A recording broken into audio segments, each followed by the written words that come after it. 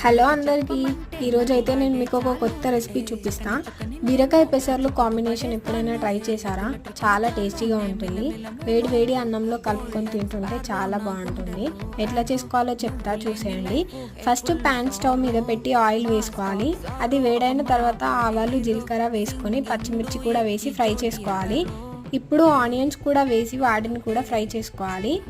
అవి పచ్చివాసన పోయి కొంచెం ఫ్రై అయిన తర్వాత బీరకాయ ముక్కల్ని కూడా వేసి మంచిగా కలుపుకోవాలి. ఒక 5 మినిట్స్ ఆగి పెసర్లు కూడా వేసుకోవాలి. పెసర్లు అంటే ఏంటి అని ఆలోచిస్తున్నారా?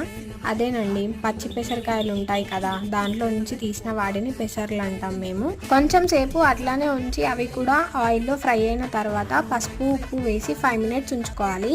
లాస్ట్లో కారం వేసి 3 మినిట్స్ ఉంచి కొత్తిమీర ఉంటే పైన వేసుకొని స్టవ్ ఆఫ్ చేస్తే బీరకాయ పెసర్లు కర్రీ రెడీ అయిపోయినట్టే. వీడియో నచ్చితే లైక్ చేసి సబ్స్క్రైబ్ చేసుకోండి.